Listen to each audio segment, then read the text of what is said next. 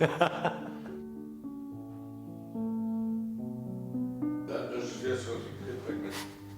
pas si vous avez des questions. D'accord, merci beaucoup en tout cas.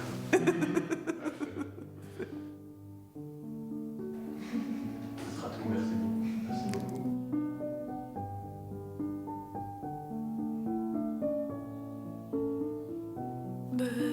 L'amour, c'est une émotion qu'on exprime envers des gens, qu'on éprouve.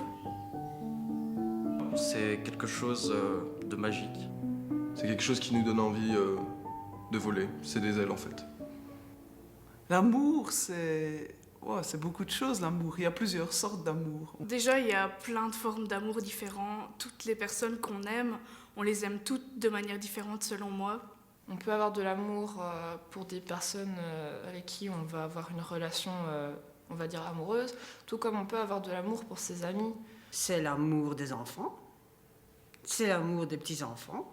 J'aime ma maman et ma sœur et mon papa. L'amour, pour moi, c'est une famille. L'amour, c'est avant tout un ressenti, c'est quelque chose de personnel, c'est subjectif avant tout. L'amour qu'on peut porter à son chat, et il y a des degrés différents, mais je pense que c'est ce qui porte l'âme d'un homme et d'une femme. Quand, par exemple, j'ai ma copine, tu vois, ben moi, ça va mieux dans ma vie. Tout va mieux pour moi. On se sent bien, on est euphorique, on voit le bien partout, on voit la vie en rose comme diraient certains. La personne t'attire, enfin je sais pas, j'ai l'impression qu'elle sent bon, enfin je pense que ça c'est une question de phéromones ou les hormones tout court, j'en sais rien. C'est carrément du hasard, ça dépend des sentiments, ça dépend de chaque personne. Pour moi, c'est une chose plutôt compliquée. C'est un sentiment qu'on n'arrive pas à gérer et qui pourtant nous tombe dessus comme ça.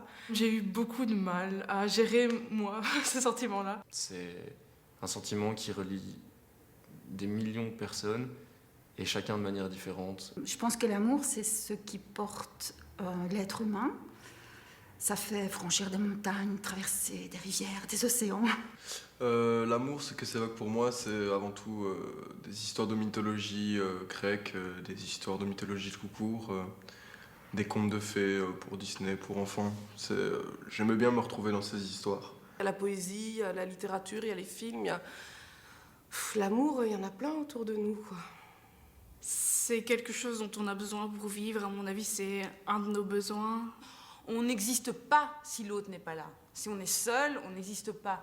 J'ai beaucoup de mal à savoir quand je suis amoureuse, parce que je pense que je ne l'ai pas encore été.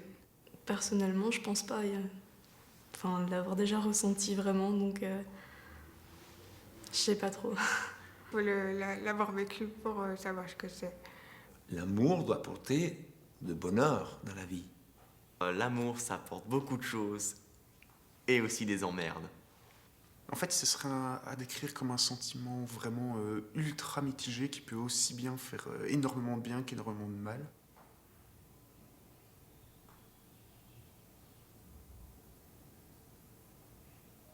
Quand je suis arrivé à l'école ici, en fait, il y avait, j'étais tout seul, je connaissais personne, et j'ai croisé une fille qui, mais vraiment, quand je vous dis croiser, c'est, on s'est vu, on n'a même pas échangé un regard, je la connaissais absolument pas, et là, j'ai développé des sentiments, mais avec absolument aucune raison. C'était terrible, et pendant genre une semaine, je pensais H24 à cette fille, je savais même pas comment elle s'appelait. Et le fait de la croiser dans les couloirs, ça me rendait fou de pas savoir qui c'était. Pour finir ça, je me suis repris à raison. Je me suis dit, bon, écoute, faut arrêter les conneries. Qu'est-ce que c'est que ça Quand il y a un coup de foudre, c'est un coup de foudre sur la minute même, sur la seconde même. Donc on ne connaît pas la personne. Il faut commencer à s'habituer avec la personne, il faut l'apprendre à la connaître. J'avais 19 ans, et là j'ai vraiment flashé sur un mec. J'ai vraiment été pouf. Je me suis dit, oh, celui-là, il me le faut. C'est celui avec qui je suis toujours maintenant, après 25 ans. On peut rencontrer toutes les personnes qu'on veut, mais il faut qu'à un moment donné, on tombe sur celle-là et pourquoi celle-là. Je me rappelle parfaitement la sensation que j'ai eue. Je me rappelle comment elle est venue vers moi me parler, la quantité de pas qu'elle a fait, son sourire, tout ça. Et puis, je me rappelle qu'on a discuté pendant, je sais pas, 20 minutes. Je me rappelle encore la sensation des bien-être de ces moments magiques? Je crois pas au coup de foudre, non. Pas comme un amour aussi puissant que l'amour qu'on peut développer pour quelqu'un en tout cas. En fait, quand on a un coup de foudre, on est attiré tout d'un coup par quelqu'un et on ne sait pas pourquoi. C'est parce que dans le coup de foudre, il y a aussi le côté magique de l'inconnu. Et à partir du moment où on commence à connaître l'autre, la magie s'efface un petit peu. Donc, moi, je ne crois pas au coup de foudre à long terme. Moi, quand on parle de coup de foudre, j'ai l'impression d'une notion de quelque chose d'éphémère. Parce que, généralement, on a un coup de foudre souvent lié au physique. Or, le physique, il change. C'est pas le physique qui m'a attirée en premier chez lui, je pense. Je pense qu'il y a peut-être sûrement eu des garçons que j'ai rencontrés dans la rue que je ne connais absolument pas et je le vois et je dis « Ah, celui-là, il est pas mal, me le ferait bien, on va dire ». Que là, je pense que, ouais, on ne me suis pas intéressée du tout à son physique avant tout, quoi. Si il y a une quelconque attirance physique, je vais me concentrer un peu plus longtemps, mais si je vois que la personne est drôle ou qu'elle me complète en n'importe quel point, ça arrive. Non, coup de foudre, non, parce que je suis pas un gars comme ça. Non, coup de foudre, ta belle, non. D'abord, ouais, d'accord, elle était belle, elle est très belle. D'accord, elle est belle. Mais après, j'ai appris à la connaître parce que c'est bien d'avoir un physique, mais si t'as pas la tête, c'est vraiment nul, quoi. Pour moi, ce qui pourrait lier une personne à une autre, justement, soit directement ses points communs avec cette autre personne. C'est de la complicité, beaucoup de complicité, des choses qu'on aime ensemble. Quoique parfois, on se retrouve face à des couples qui sont... On se demande comment est-ce que ces gens peuvent vivre ensemble. Et finalement, ça fonctionne parce que l'amour, quelque part, c'est magique. Quand on s'est mis ensemble il y a 25 ans, il n'y a aucun de nos copains qui pariait sur nous en disant « vous êtes trop différents ». Mon mari est extrêmement classique, il aime la musique française de variété, moi je suis rock metal. On n'avait rien extérieurement en commun. Mais en fait, on a découvert que dans le fond, on avait les choses de base, on les a en commun. On arrive à décoder un mystère caché dans l'âme de l'autre. Et l'autre décode ce qu'il y a en nous, ce qu'il y a de mieux en nous. Je pense que l'amour, ça dépend de l'âge qu'on a, du moment de vie dans lequel on est. À 14 ans, on croit que c'est la meilleure, la première, que c'est pour la vie, aussi les films, ce qu'il faut. Puis c'est la deuxième, on recommence, ce qu'il faut aussi. Puis la troisième, on recommence, ce qu'il faut aussi. Et puis un jour, on est plus âgé, et on croit toujours, de toute façon, avoir trouvé la bonne. Mon premier grand amour, j'avais l'impression que je pouvais m'arracher un bras pour lui. Maintenant, avec mon compagnon, bizarrement, je m'arracherais moins un bras pour lui. Et c'est pas que je l'aime moins, mais je pense que j'ai vieilli et que je me rends compte que je peux vivre sans lui. Avant, je considérais vraiment l'amour avec... ça variait, soit comme quelque chose sans aucun intérêt, probablement parce que je l'avais jamais vécu, soit un truc débile. Quand j'étais ado, j'étais à gauche, à droite. J'en avais un peu rien à foutre du grand amour, entre guillemets. Genre avant, je disais, ouais, les filles, je m'en fous un petit peu, donc je m'amuse avec elles, et après c'était bon, quoi. Maintenant, les jeunes sont beaucoup trop libres.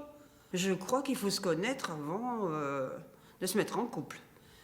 Je pense que les relations provisoires comme ça, c'est surtout des expériences, même si on ne sait pas forcément que ça va durer ou pas, mais ça nous apprend toujours des choses sur nous, même des fois sur les autres. Et ça permet, je trouve, de se construire au fur et à mesure de notre vie. Et c'est souvent ce que je dis à mes élèves, c'est ok, tu souffres maintenant, mais tu vas voir, ça va te faire beaucoup de bien pour le suivant ou la suivante. Parce que tu sauras mieux ce que tu veux. Donc j'ai tout essayé, aussi bien pour honte de le dire, les sites de rencontres, que les relations d'amis, tout ça, que les rencontres hasardeuses. Et le pire, c'est les sites de rencontres. Ça n'apporte rien du tout. C'est pas bon du tout. Mais pas bon du tout. Pour construire, c'est pas bon. J'ai 3 enfants grâce à l'amour d'un couple qui dure depuis 35 ans. J'espère qu'il va durer jusqu'à la mort parce que c'est très important. Il ne faut pas croire que le seul amour réel soit celui qui dure 50 ans. La durée ne joue pas, je pense, sur le fait qu'un amour soit sincère, réel ou vrai. Au début, c'est l'amour fou, comme tout le monde. Puis après, il y a un certain train-train de vie qui s'installe. Et maintenant, c'est devenu pratiquement de l'amitié. Ça se métamorphose au fil des ans. On a énormément autour de nous de couples qui se séparent, on en a qui tiennent. Pourquoi, comment? Alors là, ça c'est vraiment... Et toi-même, tu ne te rends pas compte que tu changes, mais tu vois l'autre changer. Et je ne suis pas sûre que la personne dont tu tombes amoureux à 17 ans, si tu l'as rencontrée à 40 ans, tu la verrais peut-être même pas. Parce que, la vie, on change, on est construit par nos expériences. Il faut accepter l'évolution chacun de notre physique pour pouvoir avoir un amour qui dure. Que tout ne soit pas... par exemple, conditionné, le jour de la Saint-Valentin, j'ai mon bouquet de fleurs, le jour de la fête des mères, j'ai mon bouquet de fleurs. On peut très bien dire que l'apparence physique ne compte pas. Pour moi, clairement, elle compte quand même en partie. Le fait que la société nous pousse à avoir un modèle de beauté et certains critères de beauté, ça restreint trop notre vision de l'amour et de la beauté. Je préfère avoir quand même quelqu'un avec une bonne cervelle, une bonne tête, qu'avoir une poupée devant toi qui n'a rien dans le cœur. Pour moi, le physique, c'est une enveloppe. C'est juste le moyen qu'on a d'être là. Donc, c'est important sans vraiment l'être. Enfin, on va pas être faux cul. Si la fille est jolie, c'est clairement un plus, quoi. Donc, Pour ma part, et d'après ce que je pense, on tombe amoureux, mais d'une âme, pas d'un corps. On s'en fout que l'enveloppe corporelle soit celle d'une femme ou d'un homme. Le physique doit quand même tenir une petite place. Bon, que tu sois pas avec une très jolie fille, que tu en es conscient, d'accord, c'est pas un souci, mais tu dois quand même plaire à l'autre. Et ça doit être réciproque. Ça, c'est clair. Un amour est tout à fait viable. Sans attirance sexuelle ou physique, mais ça devient nettement plus compliqué. Je pense que la beauté physique, elle est impactée par la beauté mentale. C'est-à-dire qu'une personne qui, en tout cas pour moi, qui, on va dire, s'intéresse à plein de choses ou qui est assez ouvert, qui est assez extraverti, ça va la rendre plus belle, en fait, ça va la rendre solaire. Ça reflète un peu, le physique, ça reflète un peu la personnalité, ça reflète un peu la personne quelque part. Pour reprendre l'exemple de mon papa, il a les canines qui sont un petit peu de travers. Et j'ai toujours trouvé que ces canines de travers, ça lui donnait un charme fou. Parce que j'aime beaucoup mon papa et que pour moi, ces canines, c'est un trait de sa personnalité, un trait de ce qu'il est. Et donc, je trouve que c'est quelque chose qui fait de lui sa personne. Dans l'amour, le physique, c'est un peu la conclusion et c'est un peu un échange sublime entre des personnes. Eh bien, pour avoir pratiqué le sexe dans l'amour, je peux dire que ça n'apporte rien du tout. C'est jouissif quelque temps. Ça permet de se rajeunir, de se remettre dans le bain, de montrer qu'on plaît aux gens. Mais ça dure qu'un temps. Et je suis sûr que les gens qui passent leur vie à ça, ils sont pas heureux. Ou peut-être certains, mais je comprends pas comment. C'est juste comme du sport. Ça fait partie. D'ailleurs, on dit faire l'amour physiquement. Le contact physique, c'est important. On reste des primates et parfois on peut être attiré et avoir des pulsions vers quelqu'un d'autre. C'est notre partie animale, je pense, au niveau de l'amour. C'est vraiment une partie... le tactile, oui, ça fait vraiment partie de l'amour. Et en même temps, j'ai eu une période de ma vie où il n'y avait rien. On fait avec, mais c'est chiant. Donc, pas seulement j'en ai besoin qu'on me dise qu'on m'aime, mais j'en ai besoin de sentir que je suis aimé. Donc, j'ai besoin de ma femme et la parole et l'acte, les gestes. En fait, les câlins, ça nous aide aussi à sentir aimé. Quand on fait un câlin, on dit « Ah, l'autre, il tient à moi parce qu'il me serre dans les bras et tout ça. » Je suis pas quelqu'un... Je suis vraiment pas tactile, mais vraiment pas. Mais dès que j'ai un contact physique avec une personne que j'aime, j'en deviens complètement accro. Après, si on n'est pas comblé sur le plan affectif ou sexuel, on peut avoir tendance à aller voir ailleurs. C'est pas toujours facile. Mais bon, on se retrouve toujours, comme on disait dans le temps, sur l'oreiller. C'était ça qui ressoudait le couple bien souvent. Maintenant, il y a des gens qui s'aiment comme des fous et où tout se passe là et rien sur la peau, quoi. Sans mentir, moi, le physique, c'est clairement pas ce que je recherche en premier. D'ailleurs, ma première copine, je savais même pas à quoi elle ressemblait.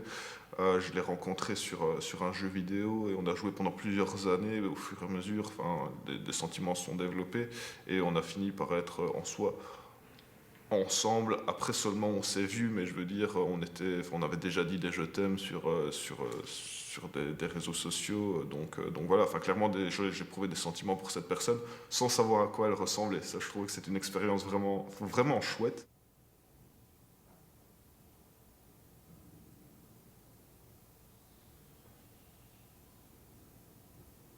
Moi, en fait, j'aime pas trop discuter sur Facebook en tout ça. Moi, je préfère, franchement, le terrain. Je suis un homme de terrain, en fait. Je suis pas un homme d'Internet, caché derrière un ordinateur, etc. Non. Ça, je préfère en face, le contact, tout ça. Et après, si elle veut pas, elle veut pas, tant pis. Mais si elle veut, tant mieux. Mais j'ai des amis, j'ai beaucoup d'amis, en fait, qui, eux, c'est direct par Facebook. En fait, ils me disent salut, ça va, tu fais quoi, nanana, on apprend à se connaître, on voit des photos, tout ça. Et après, ils se voient, et la première fois où ils se voient, quasiment, ils s'embrassent, et ça, c'est.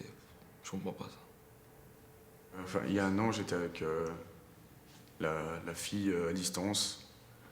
Elle s'appelait Solène, et on devait se voir le jour de son anniversaire. C'était notre toute première rencontre, on était tout excités à l'idée de se voir, et c'était le jour qu'on attendait le plus dans cette année 2016.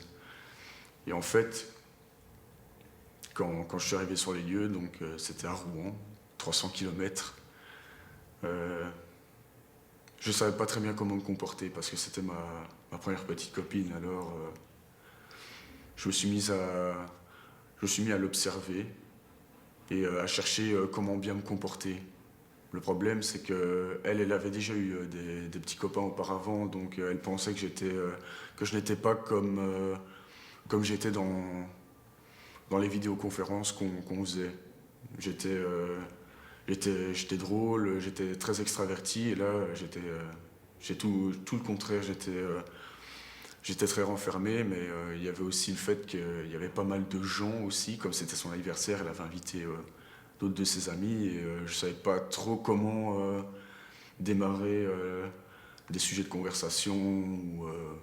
On s'est aperçu qu'il y avait quand même une différence de se parler par écrit qu'en face, mais c'était pas une mauvaise chose.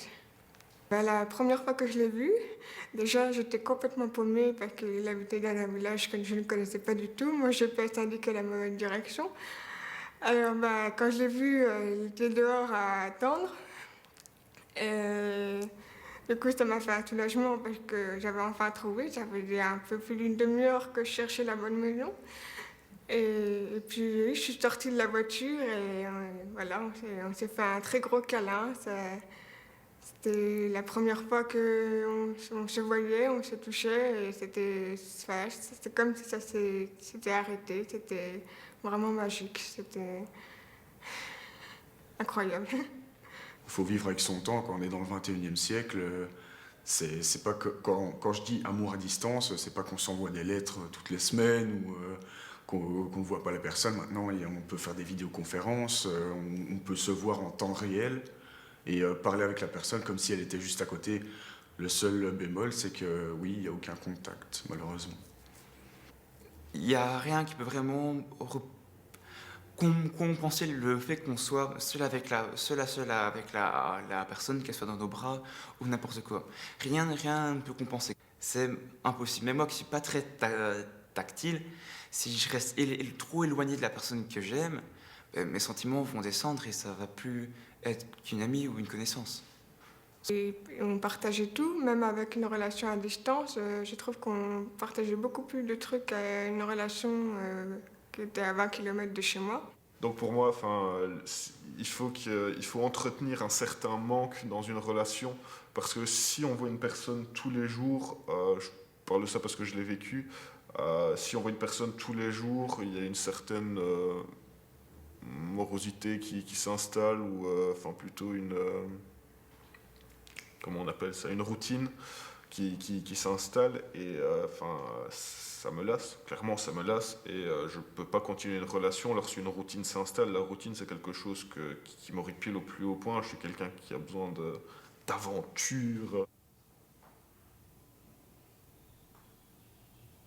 Je pense que dans un couple de base, il y a des règles qui s'inscrivent, c'est presque un automatisme. Beauté, harmonie, paix, bonheur. Enfin, c'est con, mais pour moi, j'ai envie de dire éphémère en plus. Une sorte d'attirance sexuelle, pas énorme, hein, pas un truc incroyable, et en même temps une sympathie profonde pour la personne. Le soutien. Rien que ça. Ouais, c'est une espèce d'exutoire en fait pour les mauvais sentiments. Prêt à sacrifier des petites choses, prêt à se mettre de côté. Ça demande un travail, ça demande un sacrifice. Il faut mettre de l'eau dans son vin chacun. Pour moi, pour pouvoir